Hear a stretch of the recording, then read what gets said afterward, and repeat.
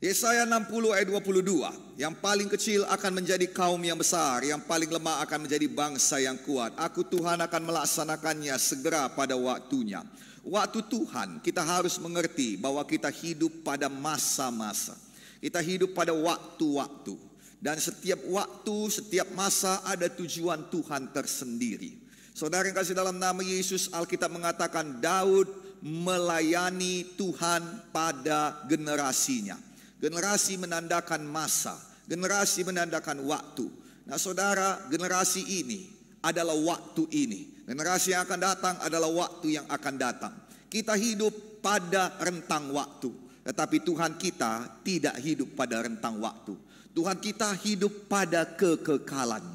Pada waktu dia mengatakan, aku akan melaksanakannya segera. Itu artinya bisa hari ini. Itu artinya bisa besok. Bisa dalam rentang waktu mana saja. Karena dia bisa masuk ke dalam rentang waktu mana saja dalam hidup saudara. Saudara kasih dalam nama Yesus, itu sebabnya jangan khawatir tentang masa lalumu yang buruk. Karena Tuhan bisa masuk kepada rentang masa lalumu dan dia akan menjadikan segala sesuatu indah. Dan kelihatannya itu sudah direncanakan sejak awal, padahal jalan hidupmu sudah menyimpang. Tapi Tuhan bisa buat sehingga ketika engkau masuk lagi kepada rencana Tuhan, seolah-olah itu sudah direncanakan dari semula bagimu. Hanya Tuhan yang dapat membuatnya. Karena Tuhan tidak hidup pada rentang waktu, dia hidup pada kekekalan. Haleluya. Boleh kita berikan tepuk tangan bagi Tuhan Yesus. Itu sebabnya Tuhan tidak pernah memberikan pas-pasan. Karena bagi dia bukan begitu hitungannya. Dia selalu memberikan lebih dari cukup. Karena dia satu. Dan ketika dia tuangkan, satu dia tuangkan saudara, banyak yang melimpah bagi kita. Sayang, inilah hebatnya Tuhan kita. Saya berdoa saudara mengerti hal ini. Dia bukan Tuhan yang hidup dalam rentang waktu. Dia hidup dalam kekekalan. Itu sebabnya ketika kita berdoa dan dia berkata, aku akan mengerjakannya. Artinya dia sudah kerjakan di waktu yang lalu. Dia kerjakan juga sekarang. Dan dia akan terus kerjakan pada masa yang akan datang. Kenapa? Karena dia hidup dalam kekekalan. Haleluya. Dia Tuhan yang bekerja. Kita berikan tepuk tangan bagi Tuhan kita. Tetapi sekarang ini kita harus menerimanya. Bagaimana cara kita menerimanya? Cara kita menerimanya ialah dengan menangkap. Cara kita menerimanya ialah dengan membuka hati berserah kepada Tuhan menerimanya. Saudara tahu Alkitab berkata ketika engkau menerima Roh Kudus. Roh Kudus adalah jaminan dari segala sesuatu yang sudah disediakannya bagi kita. Roh Kudus adalah jaminan sampai engkau mendapatkan semuanya. Tuhan tidak mau apa yang disediakannya sia-sia. Tuhan mau saudara mendapatkan semuanya. Semuanya, semuanya, semuanya, semuanya. Haleluya. Itu sebabnya diberikannya satu Roh Kudus. Supaya semuanya. Oh berapakah jumlahnya? Adakah jumlahnya 1 triliun? Pokoknya semuanya. Haleluya. Roh Kudus adalah jaminan. Garanti dikatakan dalam bahasa Inggris. Garansi engkau akan mendapatkannya. Ketika saudara belum mendapatkannya. Ketika saudara belum melihat Tuhan bekerja. Mari berbahasa roh. Mari bangkitkan iman dengan bahasa roh. Karena Roh Kudus selalu peka akan firman Tuhan. Ketika ada firman diucapkan, Roh Kudus akan segera mengerjakannya. Begitu cara saudara menangkapnya. Menangkap dengan iman. Perkatakan. Oh seorang perempuan yang sakit 12 tahun pendarahan. Dia perkatakan imannya. Asal ku jamah saja jubahnya, aku pasti sembuh. Saudara perlu memperkatakan. Asal ku jamah saja jubah Yesus, aku pasti diberkati. Asal jamah saja jubah Yesus, hidupku pasti berubah. Asal ku jamah saja jubah Yesus, sesuatu pasti terjadi. Asal aku memberi kepada Tuhan, berkat pasti berkelimpahan. Asal aku memuji menyembah Tuhan, hadirat Tuhan pasti turun. Asal aku mengangkat tanganku kepada Tuhan, tangan Tuhan pasti turun untuk menolong aku. Haleluya. Hatinya tidak tertekan, hatinya menyala. Menyala oleh firman Tuhan. Tidak tertekan lagi oleh penyakit. Tidak tertekan lagi oleh persoalan. Tapi menyala. Dia berkata, asal ku sentuh saja. Asal ku jamah saja. Asal ku buat perkara yang satu ini. Pasti ada kesembuhan. Pasti ada kuasa. Pasti ada perubahan. Pasti ada mujizat. Pasti ada kebangunan rohani. Haleluya. Dan dia sedang apa? Dia sedang menarik sesuatu dari kekekalan pada masanya saat ini untuk diterima. Sayang di kekekalan sana ada banyak yang sudah disediakan Tuhan. Jangan sampai kita sia-siakan. Jangan sampai itu tinggal di kekekalan. tarik, ambil, ambil, ambil, ambil. Berserah pada Roh Kudus, penuh Roh Kudus. Haleluya. Ayo dong kita berikan tepuk tangan bagi Tuhan Yesus. Yang kedua yang harus kita lakukan, inilah firman Tuhan hari ini, yaitu apa? Kita harus mengarahkan pandangan kita kepada Tuhan Yesus. Pada pengenapan janji Tuhan, dikatakan dalam Ibrani 12 ayat 1 dan 2. Saudara kasih, dalam nama Yesus ada yang harus diabaikan, ada kehinaan, abaikan, tekun terus memikul salib seperti Yesus. Yesus adalah teladan kita. Yesus adalah contoh kita. Dikatakan di sini, marilah kita menanggalkan semua beban dan dosa yang merintangi kita. Banyak gereja berkata tinggalkan dosa. Saya setuju dan kita juga melakukannya. Tetapi ada beban yang harus kita tinggalkan juga. Ada beban yang harus kita tinggalkan juga. Saya ulangi, ada beban yang harus kita tinggalkan juga. Haleluya. Haleluya. Nah saudara, mata kita harus tertuju kepada Yesus. Mata kita harus tertuju. Di sini saudara, mata yang tertuju diambil dari bahasa aslinya, yaitu aporao. Aporao artinya mengalihkan pandanganmu dari hal-hal lainnya dan mengarahkan sungguh-sungguh kepada satu hal saja. Aporao artinya engkau tidak bisa lihat-lihat, engkau tidak bisa jalan-jalan, lihat-lihat dulu. Tidak. Aporao artinya engkau harus mengarahkan pada satu tujuan saja. Dan kalau tadi engkau memandang ke arah lain, sekarang engkau abaikan itu, engkau tinggalkan itu. Sekarang kita memandang kepada satu tujuan. GKII perlu aporao. GKII perlu memikirkan hal-hal yang penting dari Tuhan, dari Roh Kudus. GKII perlu memperkatakan hal-hal yang penting dari Tuhan. Ayo dong ya, semangat dong, haleluya.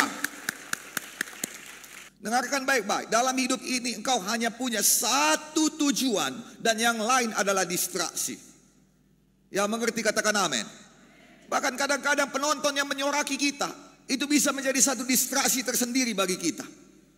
Jangan sampai sorakan-sorakan penonton itu membuat kita jadi sombong, menjadi jumawa, dan kemudian menjadi tidak awas. Ada orang yang sudah mengangkat tangannya sebelum garis finish karena dia ada di depan. Dia tidak sadar pada detik-detik terakhir dia disusul dari belakang dan dia kehilangan mahkotanya karena penonton sudah berteriak-teriak. Saya dengarkan baik-baik. Apa yang kita lakukan? Tetap mengarahkan pandangan ke depan. Tetap mengarahkan pandangan ke depan. Haleluya. Alihkan dari yang lain. Ya, akan ada orang memuji, tapi itu tidak menjerat kita.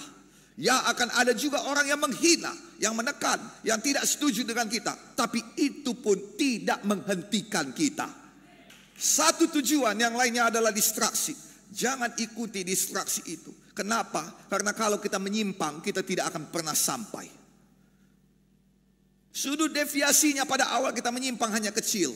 Tapi kalau kita teruskan dia semakin meluas. Pada akhirnya saudara, kita jauh daripada tujuan yang sebenarnya. GKI punya tujuan dari Tuhan.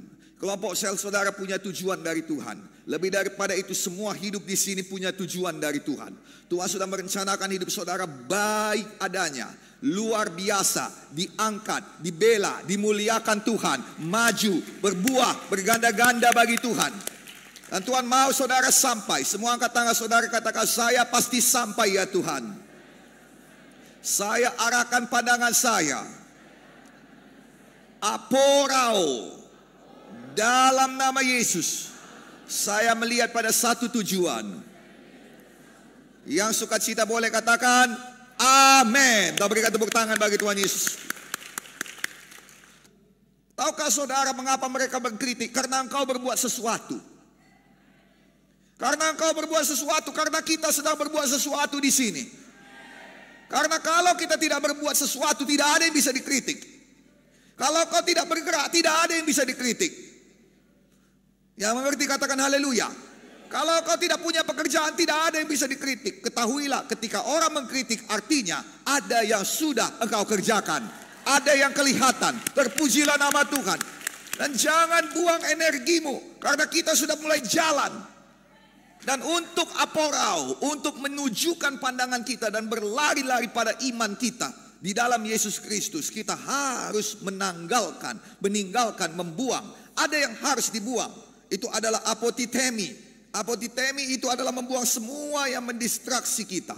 Saudara kasih dalam nama Yesus, ketika Tuhan Yesus ada di dunia ini, Saya baca satu ayat yang menarik dalam Lukas 9 ayat 51.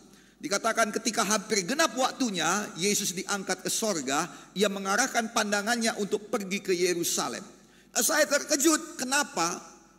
Karena ini dituliskan di Lukas pasal 9. Ini bukan dituliskan di Lukas pasal 23 atau 24. Kalau ini dituliskan pada Lukas pasal 24, saya mengerti.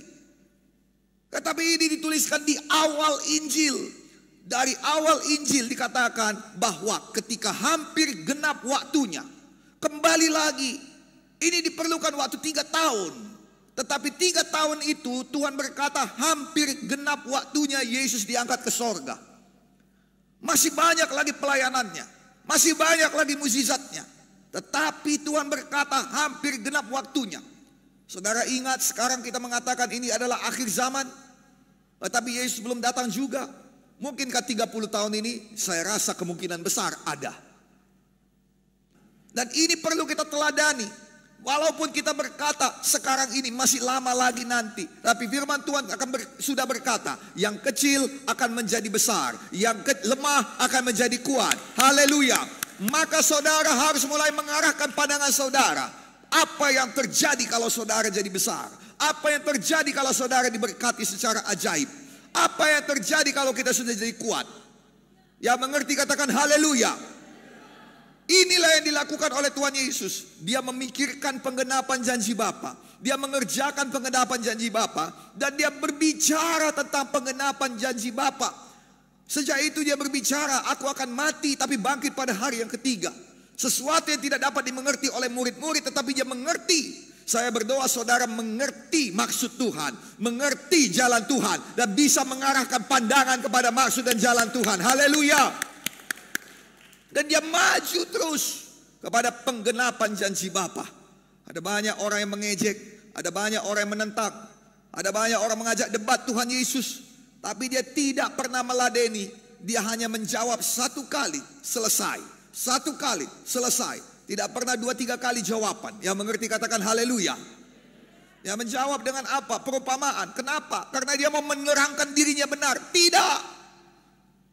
Karena dia mau memberkati kita sampai saat ini. Haleluya. Lihat betapa orang yang berkata bagaimana caranya masuk ke hidup yang kekal. Ya Tuhan. Lalu kemudian Tuhan berkata, kasihlah Tuhan Allahmu dengan segenap hatimu, segenap jiwamu, segenap kekuatanmu. Kasihlah sama manusia seperti dirimu sendiri. Tetapi untuk membenarkan dirinya dia berkata, siapakah sesamaku manusia itu? Betapa menjengkelkannya ini orang. Masa kau tidak tahu siapa sesamamu manusia? Betapa membuang waktunya orang ini. Yesus tidak menjawabnya untuk membenarkan dirinya. Yesus menjawab dengan perumpamaan orang Samaria yang baik hati, yang sampai hari ini memberkati kita. Yesus meninggalkan orang yang tidak percaya padanya. Dia mulai bercerita keras. Sejak hari itu dia bercerita keras. Dan Injil Yohanes berkata banyak orang yang meninggalkan dia. Lalu Yesus bertanya kepada murid-muridnya, apakah kau akan meninggalkan aku juga? Yesus siap sedia kalau mereka berkata, ya kami tinggalkan engkau. Tapi puji Tuhan, yang mana yang memang Tuhan tempatkan untuk saudara, untuk masa depan saudara, untuk penggenapan janji Tuhan dalam hidup saudara akan tinggal padamu. Kita harus pastikan kita tidak terdistraksi oleh perkara yang sia-sia. Kita tidak mengerjakan perkara yang sia-sia. Kita tidak berperang untuk peperangan yang sia-sia. Kita tidak membuang waktu untuk hal yang sia-sia. Kita tidak menghabiskan sumber daya pada hal yang sia-sia.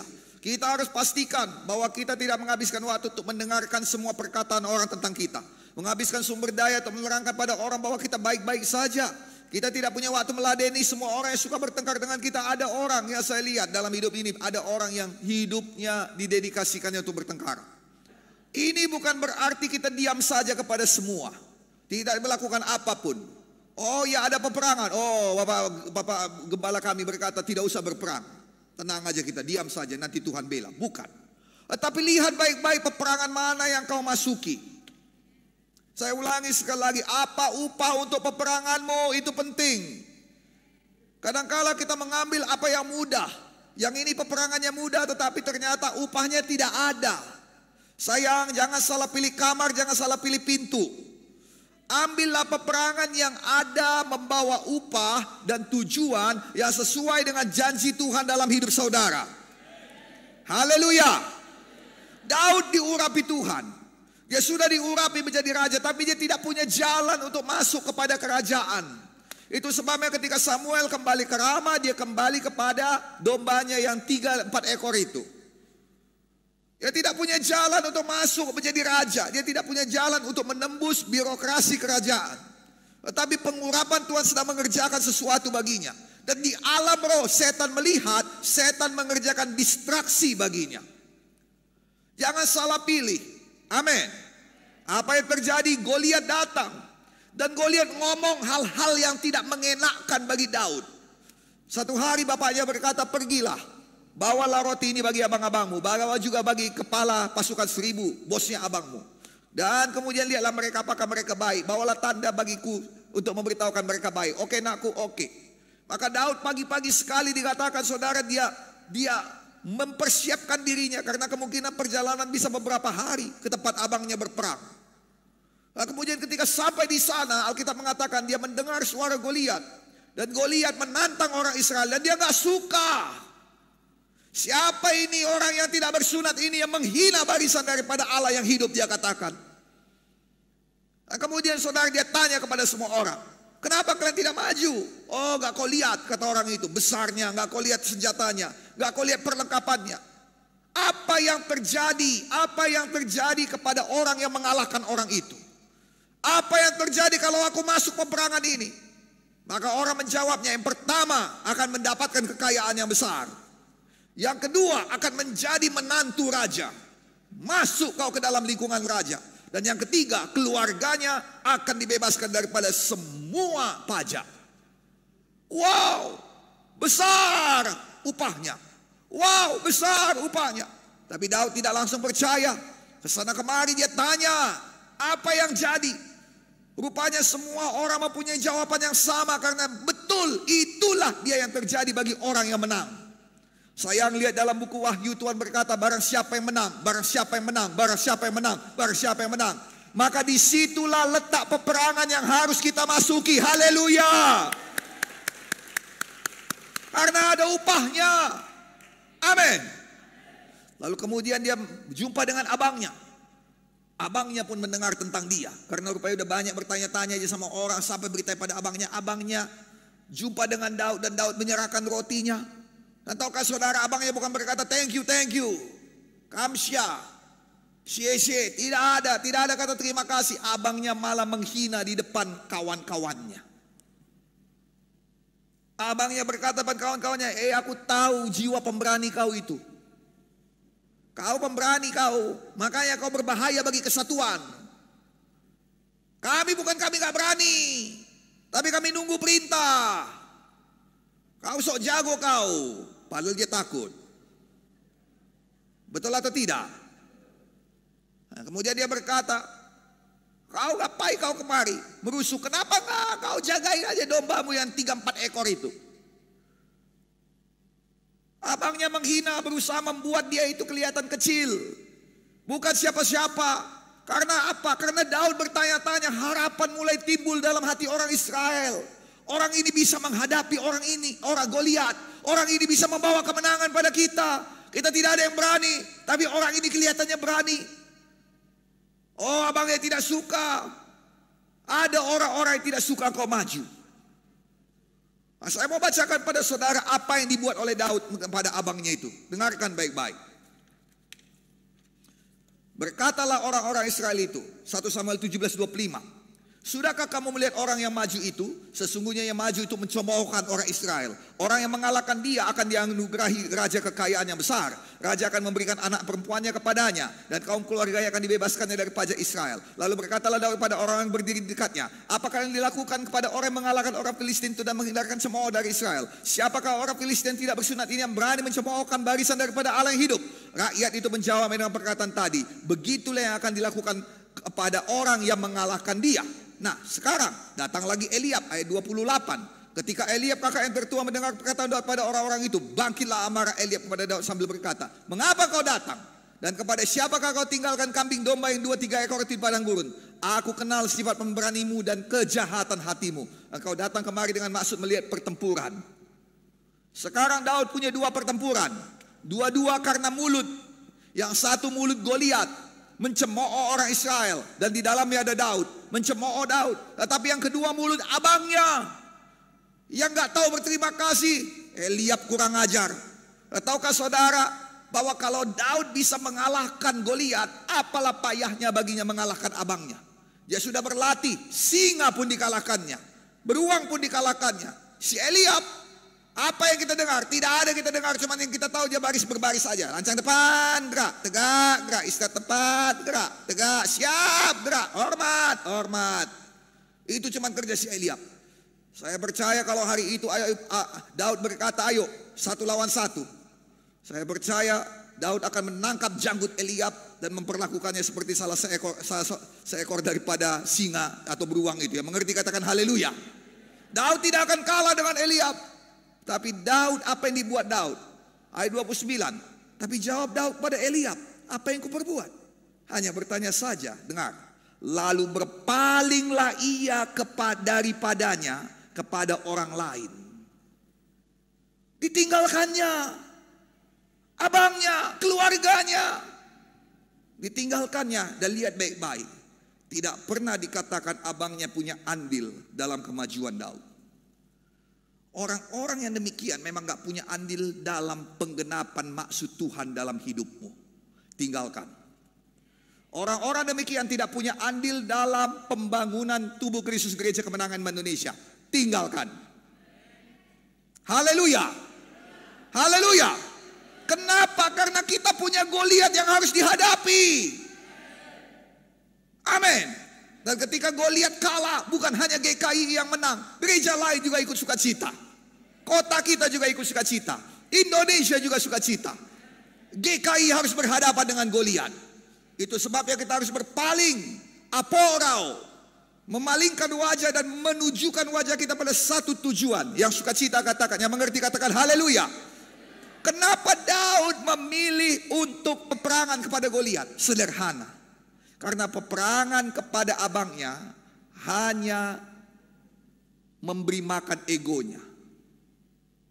Tapi peperangan dengan Goliat itu memberi makan keluarganya, bangsanya, sukunya, kaumnya,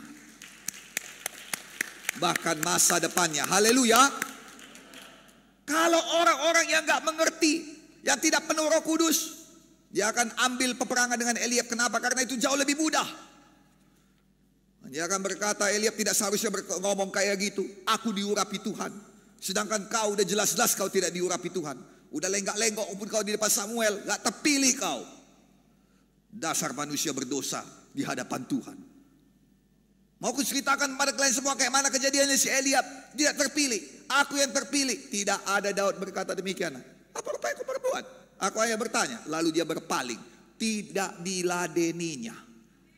Sayang, Amsal 20 ayat 3 berkata begini.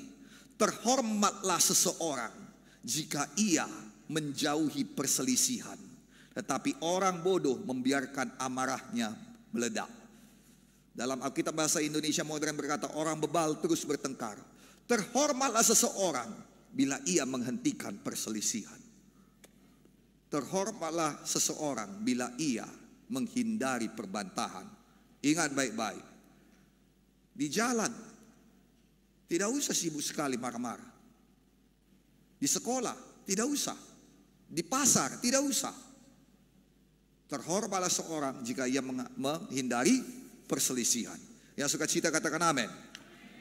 Jadi bukan berarti kita tidak berperang, tapi lihat apa yang kita perangi.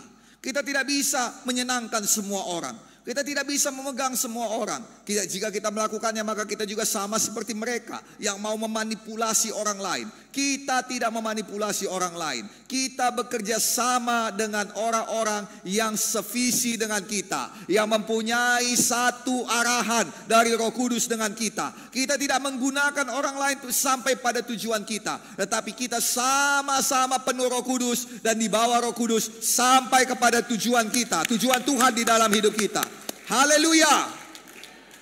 Saudara kasih dalam nama Yesus, orang akan berbicara banyak tentang kita. Apalagi sekarang ini saudara ada sosial media.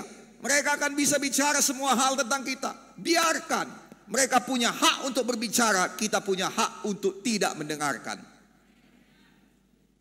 Bahkan menolak, haleluya. Engkau tidak bisa menghentikan mereka bicara. Biarkan mereka bicara. Kebanyakan nanti orang-orang akan tahu. Tetapi sebaiknya dari kita tidak usah bicara. Karena semakin banyak bicara, semakin banyak kesalahan. Dari kita apa? Tenangkan dirimu, berlari terus. Tenangkan hatimu, terbang lebih tinggi lagi. Haleluya.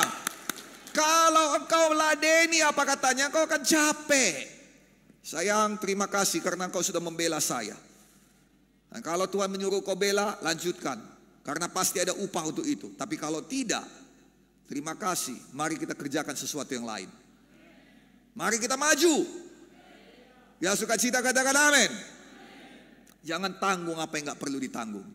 1 Samuel 15:24. Berkatalah Saul kepada Samuel, Saul, aku telah berdosa sebab telah kulangkahi titah Tuhan dan perkataanmu. Tetapi aku takut kepada rakyat, karena itu aku mengabulkan permintaan mereka. Saul mendengarkan kata orang, dia kehilangan semuanya, dia kehilangan kerajaannya. Dan kalau kita mengarahkan hidup kita kepada Tuhan, apa yang terjadi? Kita semakin kuat. 2 Tawari 27:6. Yotam menjadi kuat karena ia mengarahkan hidupnya kepada Tuhan Allahnya. Sayang, no more distraction. Tidak ada distraksi. Ayo, sekarang kita bangun diri kita. Bangun masa depan kita. Bangun kelompok sel kita. Bangun pelayanan kita.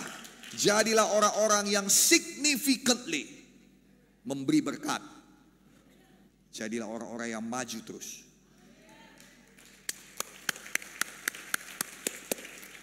Yang diberkati hari ini katakan saya ya Tuhan. Mari kita semuanya bangkit berdiri. Haleluya.